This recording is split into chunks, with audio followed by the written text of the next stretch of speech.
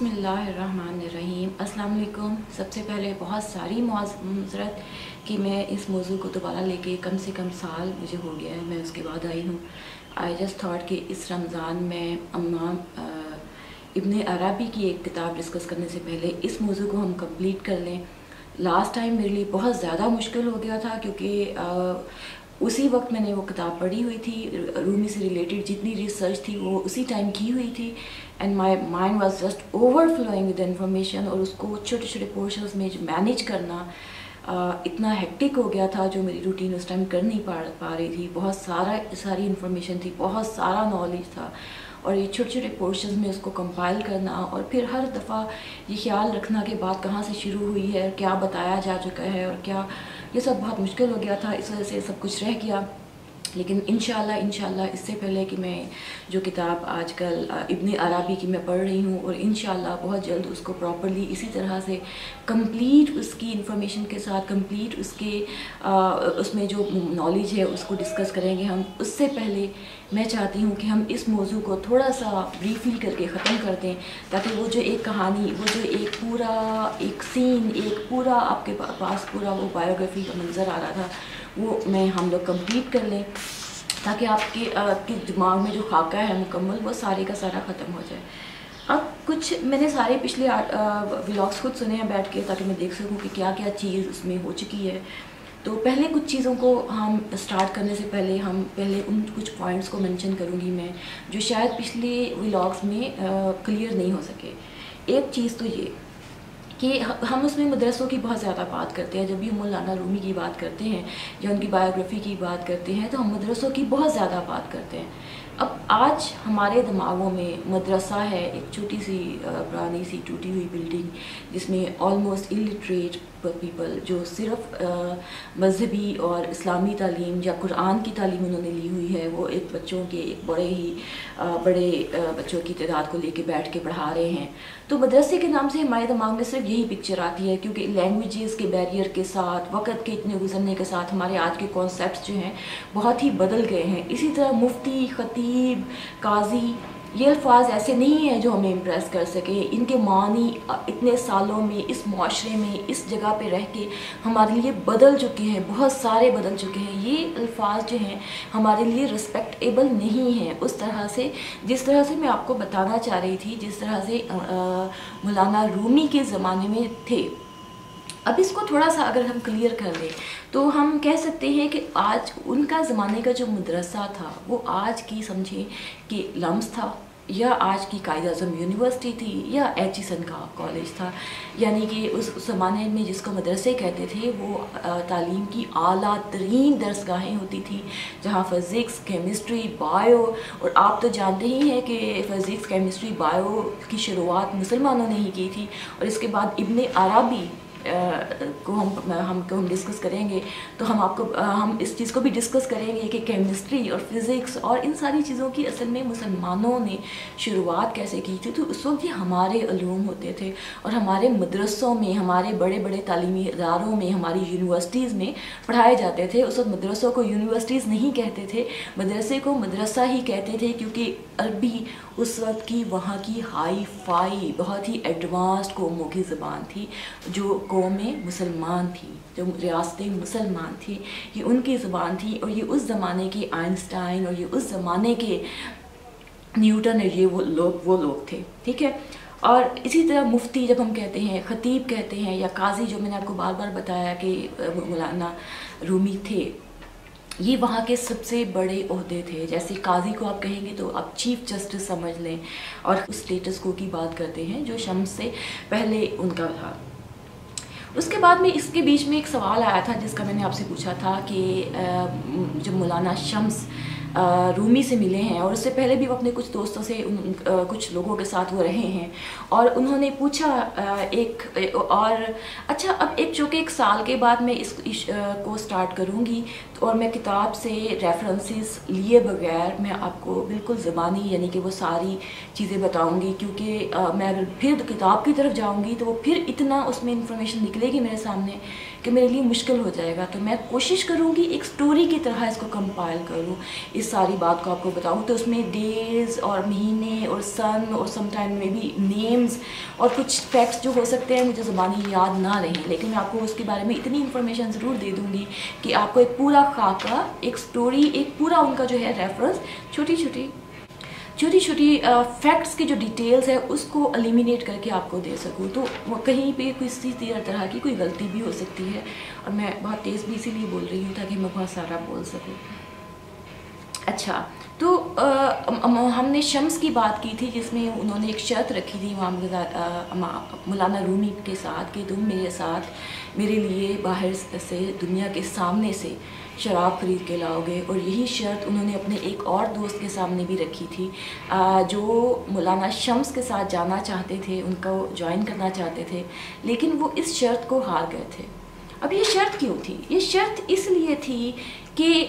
شمس یہ دیکھنا چاہتے تھے کہ یہ جو بندہ اسلام کا نام لے رہا ہے اور یہ بندہ جو اللہ کی محبت کا نام لے رہا ہے, کیا وہ شراب اس لیے چھوڑ رہا ہے کہ اللہ نے کہا ہے اور اللہ دیکھ رہا ہے اور وہ تمہیں جج کر رہا ہے اور وہ تمہاری نیتیں جانتا ہے, یا اس کے پر اپنے معاشرے کے لوگوں کا اتنا دباؤ ہے کہ وہ جانتا ہے کہ وہ شراب نہیں پی رہا, وہ جانتا ہے کہ وہ شراب نہیں پیے گا, اور وہ جانتا ہے کہ اللہ جانتا ہے, اور وہ جانتا ہے کہ اللہ تمہاری نیتوں کو اور تمہارے عملوں کو بند کمروں کے اندر اور تالوں کے اندر بھی دیکھ رہا ہے, اور اس کے باوجود وہ اس لیے نہیں کر پاتا کیونکہ اس کو ڈر ہے کہ معاشرہ اس کے خلاف چلا جائے گا, اس کو اپنے ڈیکورم کا کہ خراب ہو جانے کا ڈر ہے. تو پھر اگر آپ کو اپنے معاشرے کی وجہ سے آپ خود کو سیدھا رکھ رہے ہیں, اگر آپ کو اپنی عزت کا زیادہ خیال ہے, اگر آپ کو کوئی بھی اچھا کام, کوئی بھی نیکی, کوئی بھی اللہ کی فرما برداری اس لیے کر رہے ہیں کہ آپ کا ڈیکورم برقرار رہے, تو پھر آپ کی نیت میں کھوٹ ہے. یہ وہ بات تھی جو شمس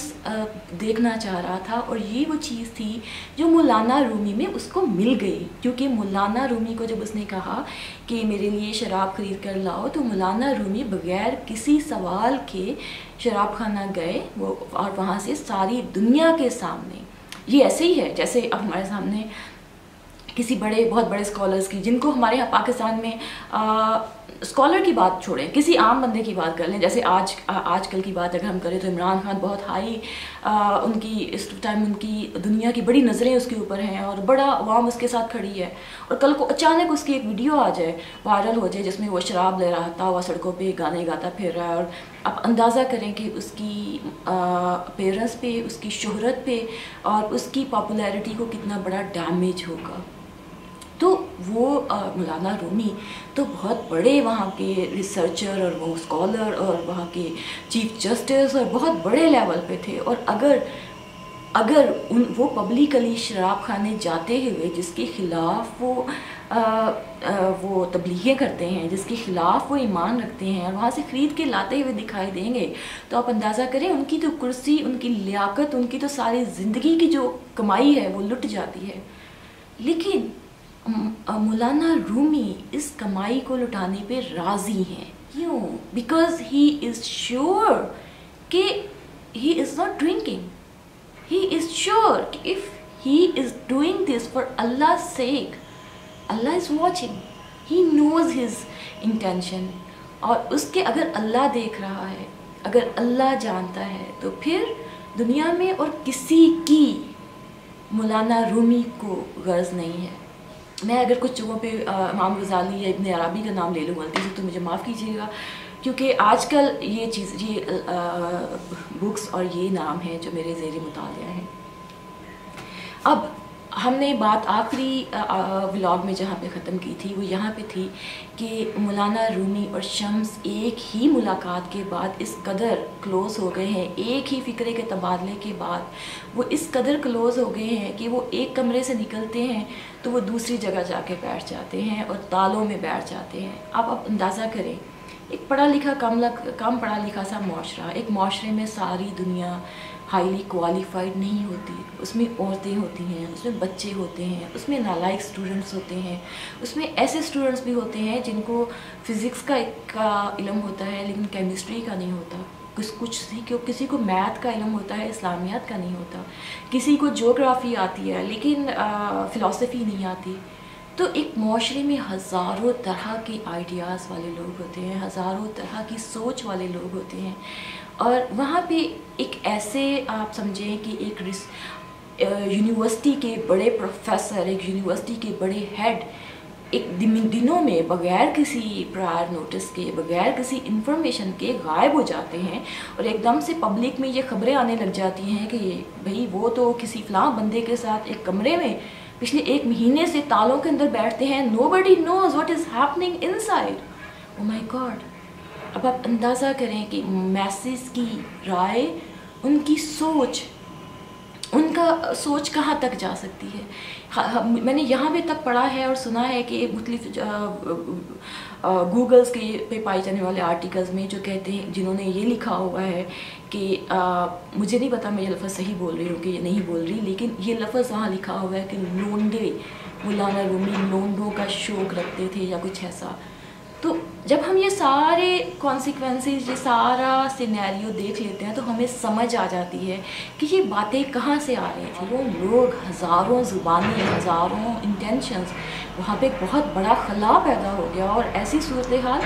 کوئی بھی نہیں جانتا کہ ایکچولی ہو کیا رہا ہے. کوئی نہ مولانا رومی ایکسپلین کر رہے ہیں، نہ کوئی سمجھ رہا ہے، اور ایک دم ان کی ڈگنیٹی پر، ان کی پریسٹیج پر، ان کے کیریکٹر پہ ایک بہت بڑا سوالیہ نشان کھڑا ہو گیا ہے.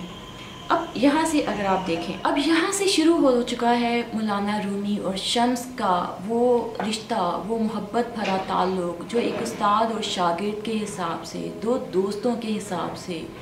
2 محبت کرنے والے انسانوں کے حساب سے، محبت اس طرح سے کہ اپنے دماغوں کو، اپنے دلوں کو ایک دوسرے کے وجود کے ساتھ مکمل کرتے ہیں. یعنی کہ ان کے دماغوں کی لرن پرسنز، ان کے دماغوں میں جو سوال تھے وہ ایک دوسرے کے سوالوں کے جواب دیتے ہیں، اس کے جواب بنتے ہیں. there was nothing physical, there was all spiritual, their existence, what was most important for each other. لیکن چونکہ یہ باتیں سب نہیں سمجھ سکتے، تو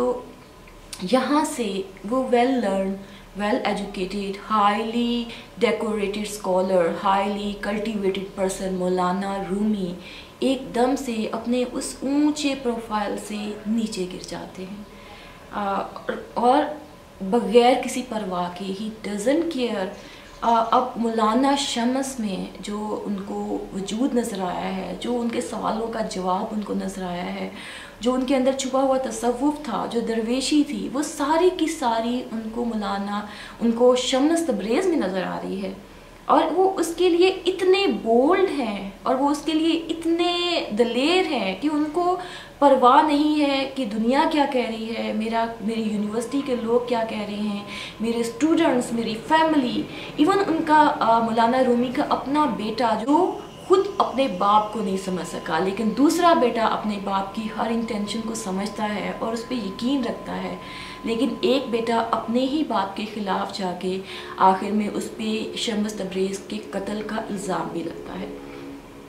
اب آپ یہ دیکھیں کہ یہ تعلق جو ہے شمس اور رومی کا میکسیمم 1 سے 2 سال میکسیمم کا چلتا ہے، جس میں سے کچھ مہینے شمس مولانا کے ساتھ رہتا ہے. پھر یہ مولانا کی جس طرح سے ایک دم شہرت کو زوال ہوتا ہے، اور جس طرح سے ایک دم جب ان کے سارے اسٹوڈنٹس، ان کی تمام یونیورسٹی، ان کے آس پاس کا پورا ڈیکورم جو ہے، تمام پروٹوکول والی جو سوسائٹی ہے، جب وہ ان کے خلاف ہو گئی ہے اور وہ ایک دم سے متنازع ہو گئے ہیں، تو اب شمس کو یہ چیز نظر آ رہی ہے کہ یہ بندہ اب میری وجہ سے بہت زیادہ، ضرورت سے زیادہ مشکلات کا شکار ہو رہا ہے. لیکن مولانا رومی کو پرواہ نہیں ہے، کیونکہ شمس ان کی تصوف کے سفر میں رہنمائی کر رہا ہے. شمس جو ہے مولانا رومی کا ہاتھ پکڑ کے ان کو تصوف کی منزلیں سکھا رہے ہیں. اب یہاں پہ آپ کو یاد آتی ہے وہ بات جو شمس تبریز نے کہی ہوئی ہے، لیکن ایکچولی وہ مولانا رومی کی بات ہے. یہاں پہ میں ایک اور بات بتاؤں گی، پہلے میں آپ کو وہ بات بتا دوں جو کہتی ہے کہ اگر محبت کے آنے اور جانے سے آپ پر کوئی فرق نہیں پڑتا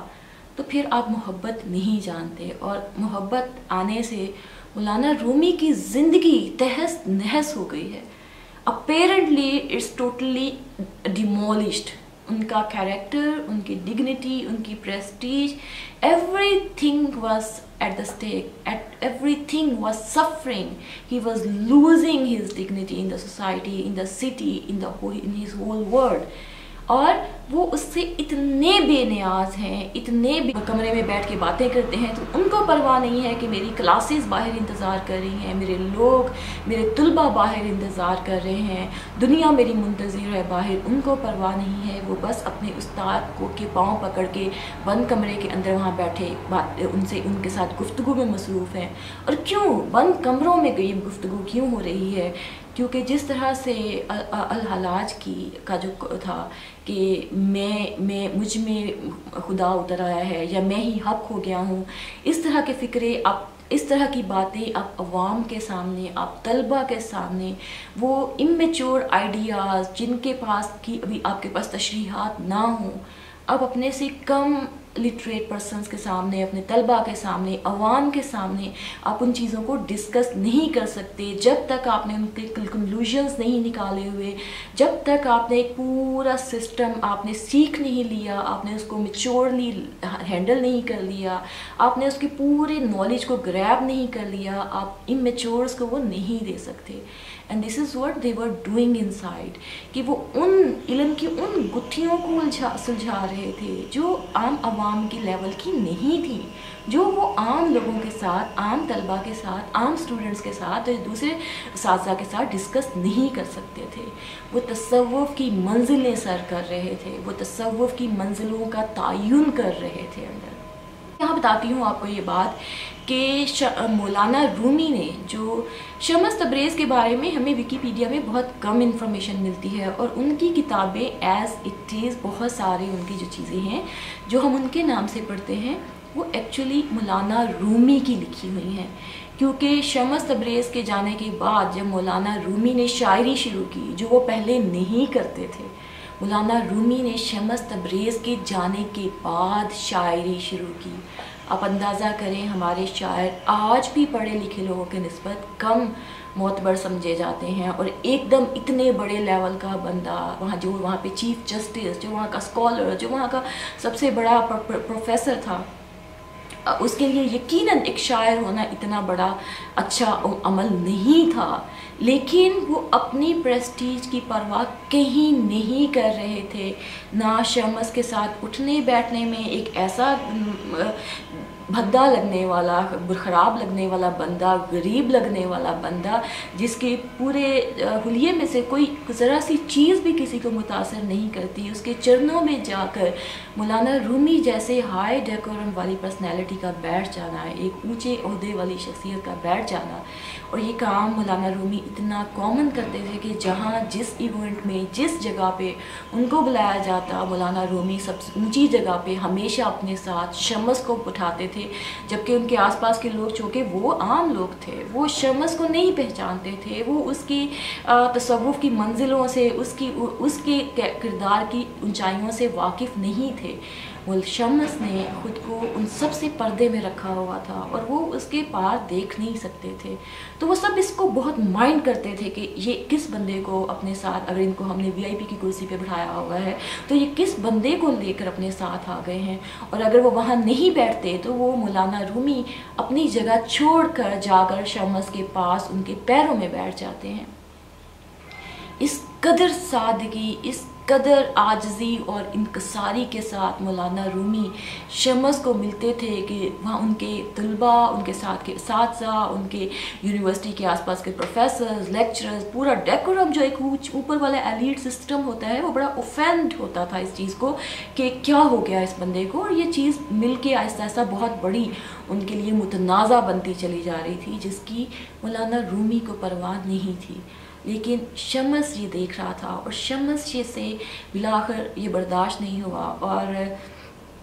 پھر شمس تبریز نے یہ فیصلہ کیا کہ وہ یہاں سے چلا جائے گا. اور شاید کچھ ہی مہینے, میرا خیال ہے 3-4 مہینے یا میکسیمم 1 سال کے اندر شمس وہاں سے اچانک ایک دن غائب ہو گیا اور وہاں سے چھوڑ کر چلا گیا. لیکن قیامت وہاں نہیں آئی. قیامت قیامت شمس کے وہاں ہونے سے آئی تھی، جو اس کے جانے کے بعد جو قیامت آئی وہ اس سے کہیں زیادہ بڑی آئی. کیونکہ اس کے بعد مولانا رومی اپنے آپ سے، اگر وہ پہلے کسی چیز کی پرواہ نہیں کر رہے تھے تو وہ اپنے آپ سے مکمل طور پر بیزار ہو گئے، اپنی زندگی سے، اپنے سوسائٹی سے، اپنے عہدوں سے، اپنے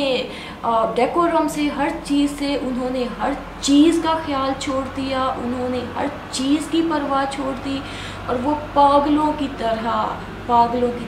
شمس کو ڈھونڈنے نکل گئے شہر میں، ادھر ادھر ہر طرف وہ شمس کو ڈھونڈتے رہے.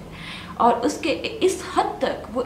تک چلے گئے کہ فائنلی ان کے کالجز، جو یونیورسٹیز میں جو عہدے ان کے پاس تھے، وہ ایک ایک کر کے ان سے چھن گئے. اور وہ چھن گئے، بلکہ مولانا رومی نے خود بخود وہ ساروں سے خود کو الگ کر لیا، اور انہوں نے خود کو تصوف میں اور درویشی میں اس قدر غرق کر لیا کہ ان کے بارے میں نے پڑھا ہے اسی کتاب میں، دا رومی سیکرٹس میں ہی میں نے پڑھا ہے کہ جب وہ وجد میں ہوتے تھے تو وہ جو ڈانس تھا، جو درویشانہ رقص ہے جس کو آج ہم سمجھتے ہیں، ترکی کا جو مشہور ڈانس ہے جس کو درویشانہ رقص کہا جاتا ہے، درویشی کا رقص، اس کو تھوڑا سا کیریوگراف کیا گیا ہے. جو مولانا رومی کا جو رقص تھا وہ کچھ اور طرح کا تھا، اس سے بالکل اتنا ریفائنڈ نہیں تھا. لیکن وہ اسکالر، وہ پروفیسر، وہ ڈاکٹریٹ والا اعلیٰ چیف جسٹس اور what ever and what not, وہ جو تھے مولانا رومی، انہوں نے شاعری شروع کر دی، انہوں نے سڑکوں پہ پبلک میں کھلے عام رقص شروع کر دیا. اب آپ اندازہ کریں، ہمارے سامنے ایک مثال ہے. جنید جمشید شہرت کی بلندیوں پر تھے، انہوں نے ایک دم سے میوزک چھوڑ کر کرتا پہن لیا، سر پہ ٹوپی رکھ لی، اور لوگوں کی ایک اکثریت نے ساری عمر ان کو ایز اے اسکالر ایکسیپٹ نہیں کیا. ہمارے آج کے 10 صدیوں بعد کے لوگوں نے بھی، جن کو کہتے ہیں کہ آج کل ٹیکنالوجی کا زمانہ ہے، ماڈرن زمانہ ہے، ہائیلی ایجوکیٹڈ، بہت آگے ہیں ہم ترقی میں، آج کے لوگوں نے کی اکثریت نے ان کو ساری عمر ان کی اس چینج کو ایکسیپٹ نہیں کیا. لیکن مولانا رومی جو اس وقت جنید جمشید سے بہت اونچے لیول پہ تھے، وہ تو ایک گلوکار تھے، مولانا رومی کو تو عزت کے اعلیٰ پیمانوں پہ تھے اس وقت، اور انہوں نے ایک دم سب کچھ چھوڑ دیا اور وہ ایک دم سے اس درویش میں بدل گئے. پبلک میں کھڑے ہو کر رقص شروع کر دیتے تھے، شاعری پڑھنے لگتے تھے، کپڑے اتار دیتے تھے، اور وہ اس طرح سے رقص کرتے تھے کہ ان کو پرواہ ہی نہیں ہوتی تھی کہ ان کے ٹربن، ان کے کپڑے، ان کی ہر چیز، ان کے اوپر کی شال، ہر چیز اتر جاتی تھی. اور اکثر ان کی حالت یہ ہوتی تھی کہ ان کے رقص کرتے ہوئے وہ اتنے جذب کے عالم میں ہوتے تھے کہ ان کے آس پاس کے لوگوں کو آ کے ان کے کپڑے سنبھالنے پڑتے تھے تاکہ ان کا جسم کور رہے. اور اگر ان سے کوئی چیز چلتے پھرتے کوئی فقیر کوئی ان سے چیز مانگ لیتا تھا تو وہ اپنے ہاتھ میں، ان کے سر پہ، ان کے قریب جو چیز ہوتی تھی وہ اس کو اٹھا کے دے دیتے تھے، حتیٰ کہ اپنے کپڑے تک اتار کے اس کے ہاتھ پہ رکھ دیتے تھے. اب جب میں آپ کو پہلے ولاگز میں بار بار بتا رہی تھی کہ وہ highly learned, highly educated, most cultivated person of اس سوسائٹی تھے، تو پھر آپ اس مولانا رومی کو دیکھیں تو ہمیں سمجھ آتی ہے کہ ان کی زندگی میں شمس کی محبت نے تصوف کو کس حد تک انٹروڈیوس کیا، اور ان کو تصوف کی کس منزل سے گزارا کہ اس بندے کا زندگی سے، دنیا سے ہر ناطہ ٹوٹ گیا. ہمارے جیسے لوگ آج کے زمانے میں بھی ایسے بندے کو پاگل کہیں گے. ہم نہیں جانتے کہ ان کا اللہ کے نزدیک جو پاگلوں اور عقل مندوں کو بنانے والا ہے، جو دنیا کی ساری عقلوں کا مالک ہے، جس کی جو بصیرت ہے، جس کی جو دیکھنے والی نظر ہے، وہ آپ کی اور میری نظر سے بہت ہی شارپ ہے. اور جو چیزیں ہمیں دکھائی نہیں دیتی وہ اس خدا کو دکھائی دیتی ہیں جس نے یہ دنیا بنائی ہے. ہم تو یہ دیکھتے ہیں کہ یہ بندہ کیا ہو گیا، اس کو پاگل ہو گیا، لیکن جو اوپر بیٹھا رب ہے اس کو پتہ ہے کہ یہ شخص پاگل ہو گیا ہے یا یہ بندہ اس دنیا کو چھوڑ چکا ہے، یہ میرا ہو چکا ہے اور یہ صرف میرے لیے ہو چکا ہے. تو یہ تبدیلی جو تھی یہ مولانا رومی میں شمس لے کے آیا تھا، اور اس نے مولانا رومی کا جیسا جو اونچا پہاڑ تھا علم کا، عہدے کا، رتبے کا، उस पूरे पहाड़ को तसव्वुफ की वजह से सर के बल नीचे गिरा दिया था और उसको तोड़कर किरची किरची कर दिया था। किरची किरची जिसको कहते हैं ना, वो मौलाना रूमी के उस पुराने परसोना को उन्होंने तोड़कर किरची किरची कर दिया था। और वो उस जो मोहब्बत का जो कीमती जो रूल है ना कि अगर मोहब्बत ने आपकी ज़िंदगी को बदला नहीं तो फिर मोहब्बत ने आपका कुछ नहीं बिगाड़ा। तो वो मोहब्बत ने उनकी ज़िंदगी को,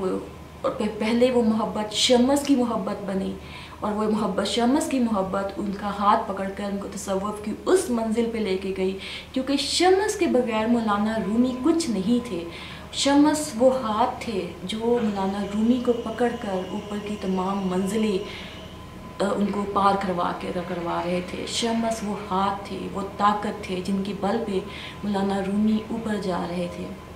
और जब शम्स गुम गए तो मौलाना रूमी की हालत बिल्कुल ऐसे हो गई। उन्होंने पढ़ाना छोड़ दिया, उन्होंने कॉलेजेस, ज़िम्मेदारियाँ, फैमिली सब कुछ छोड़ दी।